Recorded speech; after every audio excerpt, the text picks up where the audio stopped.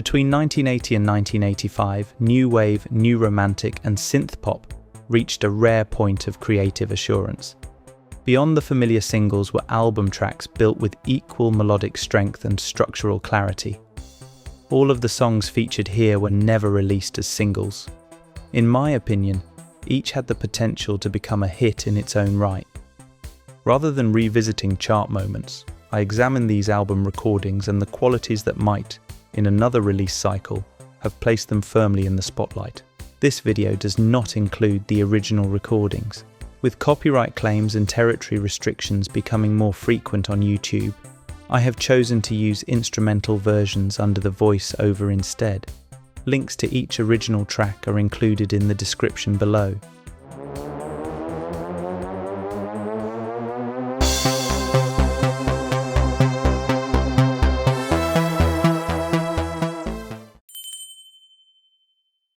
When Japan released Gentlemen Take Polaroids in 1980, the band were refining a sleek European-influenced sound. Through that record sits Swing, a track that moves with composed elegance. The rhythm section is precise and restrained, the bass line fluid beneath gliding synthesizers that never overwhelm the arrangement. Lyrically, it speaks in cool, measured tones, emotional distance rather than open confession. The chorus does not erupt, it expands slightly, just enough to elevate the melody. It is confident without excess, polished without being cold. On the Pleasure Principle, released at the edge of 1979 and fully embedded in 1980s electronic landscape, Gary Numan included Films. From its opening pulse, the track feels mechanical yet urgent. The driving bass figure locks into place with stark clarity, while synthesizer lines cut sharply through the mix. The lyric reflects detachment and isolation, a sense of observing rather than belonging. The chorus builds intensity through repetition, using rhythm as propulsion. It is lean, focused, and unmistakably defined. By the time the Human League released Dare in 1981, their electronic precision had become unmistakable. Darkness captures a slightly colder edge of that sound. The synthesizers are crisp and spacious, the percussion steady and minimal. The lyric suggests unease beneath composure, emotional tension expressed without melodrama. When the chorus arrives, it brightens subtly, offering lift while maintaining control. Its economy of structure is what gives it strength. On Soft Cell's 1981 debut, Non-Stop Erotic Cabaret, frustration leans directly into tension. The drum machine is rigid and unyielding, creating a stark framework. Sparse keyboard lines punctuate the groove, leaving space that feels deliberate. The lyric confronts dissatisfaction plainly, almost bluntly. Mark Allman's vocal carries emotional pressure against the mechanical backdrop. The chorus locks into a sharp refrain that feels immediate and purposeful. When Duran released Rio in 1982, most attention went to its vivid singles, but The Chauffeur revealed a quieter, more atmospheric side. Unlike the brighter singles on the album, it unfolds slowly and deliberately. Shimmering atmospherics and restrained percussion create space rather than urgency. The lyric evokes longing and observation, intimate yet slightly removed. The chorus widens gently, never overpowering the mood. Its cinematic restraint gives it enduring resonance. ABC's The Lexicon of Love, also released in 1982, is known for its meticulous production. Many Happy Returns embodies that precision. Strings and electronic rhythm interlock carefully, forming an arrangement that feels sculpted. The lyric explores romantic self-awareness with sharp phrasing. The chorus is crisp and clearly defined, structured almost architecturally. It is controlled, but never sterile.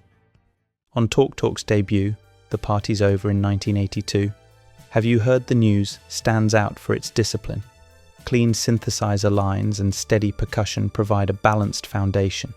The lyric reflects communication and uncertainty, delivered with understated clarity. The chorus is compact, memorable without excess. It lingers quietly rather than demanding attention.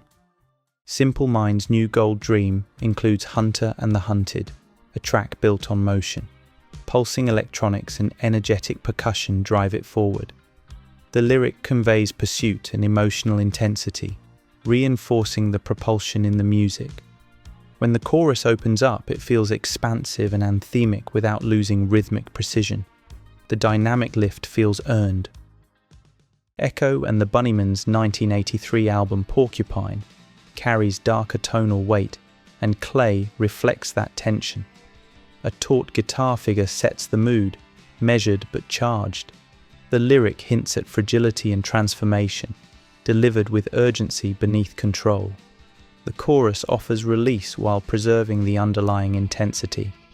It feels structured and deliberate. On Power, Corruption and Lies in 1983, New Order placed Age of Consent prominently within the album's flow. That opening bass line feels instantly alive, bright and propulsive. The lyric navigates hesitation and emotional complexity without exaggeration. The chorus lifts with clarity and repetition, energized yet disciplined. It balances movement with melodic focus. Eurythmics' Sweet Dreams Are Made of This includes the reflective Jennifer. The rhythm is steady, the synthesizers layered carefully. The lyric speaks of vulnerability and emotional distance, delivered with controlled restraint. The chorus is understated but memorable, relying on melodic clarity rather than dramatic scale. On Fiction Factory's 1984 debut Throw the Warped Wheel Out, the first step carries warmth and polish. The arrangement builds gradually, adding layers with subtlety. The lyric reflects transition and forward movement. The chorus opens outward, offering uplift without overstating itself. It feels sincere and balanced. Depeche Mode's Some Great Reward in 1984 includes Lie to Me, a track defined by rhythmic focus. The electronic groove is tight and insistent.